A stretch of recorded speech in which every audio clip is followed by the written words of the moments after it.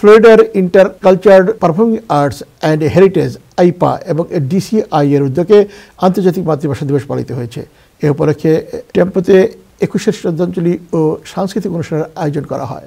আমাদের বিশেষ প্রতিনিধি আশরাফুল হাবিব মিহির জানান, ডক্টর ইশরাত জাহানের তত্ত্বাবধানে এবং মোহাম্মদ নাসির উদ্দিন ও নাফিসা উদ্দিনের সঞ্চালনায় অনুষ্ঠানের শুরুতেই বিভিন্ন সংগঠন এবং উপস্থিত দর্শক অস্থায়ীভাবে নির্মিত শহীদ মিনারে পুষ্পস্তবক অর্পণ ও নীরবতা পালন করেন। সকাল 11টা থেকে বিকেল 5টা পর্যন্ত চলে বর্ণমালার রঙে রাঙানো বর্ণাঢ্য আয়োজন। অনুষ্ঠানে আইপার শিল্পী সহ নানান দেশের বিভিন্ন ভাষাভাষী শিল্পীরা অংশগ্রহণ করেন এবং 21শে ফেব্রুয়ারির গানটি 7 ভাষায় পরিবেশন করা হয়। সিটি কাউন্সিলম্যান লুইস ভেরা এবং স্টেট রিপ্রেজেন্টেটিভ সুসান ভালদেসের স্বাগত বক্তব্যের মাধ্যমে দ্বিতীয় পর্বে ছিল আইপার নিজস্ব শিল্পীদের দলীয় পরিবেশনা, গীতি নৃত্যনাট্য, বর্ণমালার শপথ। আরও ছিল আরণ্যের চাইনিজ কবিতা, নিশা ও নৌসিনের গান এবং ইন্ডিয়ান মিউজিক স্কুলের পরিবেশনা।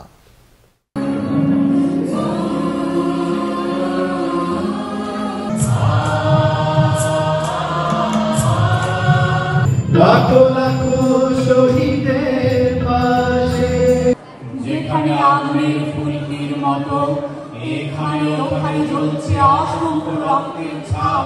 শুনেছিলাম Today is International Mother Language Day. আর এই যে দেখছেন